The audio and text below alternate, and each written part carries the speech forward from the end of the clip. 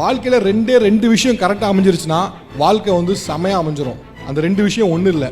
ஒன்று, பிடிச்ச வேலை கிடச்சிருச்சுன்னா வாழ்க்கை சிறப்பாக இருக்கும். ரெண்டாவது, நமக்கு பிடிச்ச மாணவங்களை கல்யாணம் பண்ணிட்டாலும் வாழ்க்கை சிறப்பாக இருக்கும். இந்த ரெண்டும் தப்பாக அமைஞ்சிருச்சுன்னு வச்சுக்கோங்களேன், வாழ்க்கை முழுக்க பெரிய ரோதனையாக இருக்கும்.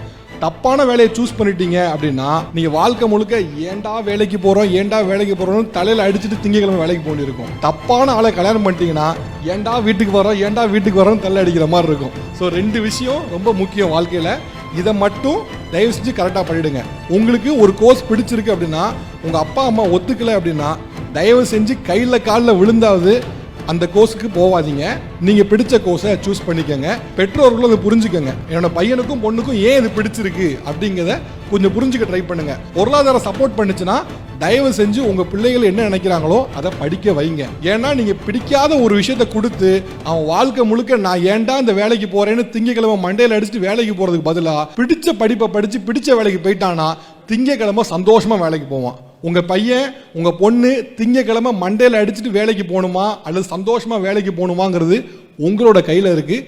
தயவு செய்து பெற்றோர்கள் அதை புரிஞ்சுக்கோங்க. பிள்ளைகள், நானும் உங்களுக்கு என்ன சொல்வேன்னா, உங்கள் மனசுக்கு பிடிச்ச பையனையோ பொண்ணையோ கன்வின்ஸ் பண்ண முடியுது அப்படின்னா நிச்சயமா உங்க பெற்றோர்களையும் கன்வின்ஸ் பண்ண முடியும். நீங்க சரியான வார்த்தைகளை பயன்படுத்தினீங்கன்னா நீங்க என்ன நினைக்கிறீங்களோ அந்த படிப்பை படிக்க வைக்க உங்க பெற்றோர்களை கன்வின்ஸ் பண்ண முடியும்.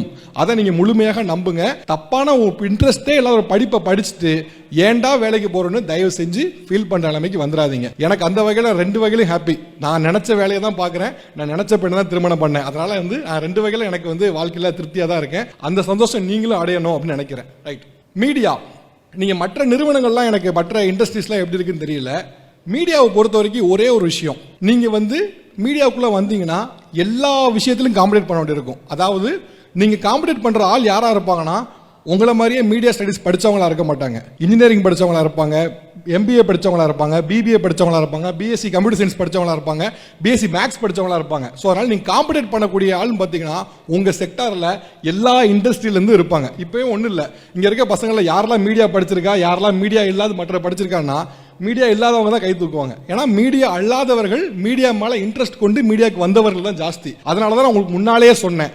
என்ன சொன்னேன்னா, பிடிக்காம ஒரு வேலையை செஞ்சுட்டீங்க அப்படின்னா ரொம்ப கஷ்டமாக இருக்கும். இவங்களுக்குலாம் வந்து மீடியாவில் ஆர்வம் இருந்திருக்கலாம். அப்பா அம்மா வந்து இல்லை வேண்டாம்ப்பா அப்படின்னு சொல்லி வேற ஒன்று சேர்த்துருக்கலாம், இன்ஜினியரிங் சேர்த்துருக்கலாம். ஆனால் இன்னைக்கு எனக்கு பிடிச்ச வேலை மீடியான்னு அங்கே சுற்றி கடைசி இங்கே வந்திருக்காங்க. இவ்வளோ தூரம் போக வேண்டாம், டைரெக்டாக ஒரு ஊருக்கு வழி இருக்குங்கப்போ டைரெக்டாக போயிடலாம். மீடியாவில் இருக்கக்கூடிய காம்படிஷனுங்கிறது அதுதான். நீங்கள் வந்து மீடியா ஆட்களோட மட்டும் காம்படேட் பண்ண மாட்டீங்க, மீடியா ஆட்கள் தாண்டி மற்றவர்களோட காம்படேட் பண்ண வேண்டியிருக்கும். அப்படி காம்படேட் பண்ணுறதுக்கு என்ன தேவை?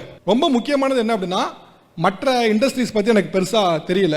மீடியாவை பொறுத்த வரைக்கும் நீங்கள் 90% மார்க் வாங்கியிருந்தாலும் கூட உங்களுக்கு வேலையெல்லாம் ரெடியாலாம் இருக்காது. பாஸ் வாங்க 90% மார்க் வாங்கிட்டீங்க, உங்களுக்கு தாங்க வேலை ஆர்டர் அப்படின்னு யாரும் கொடுக்க மாட்டாங்க.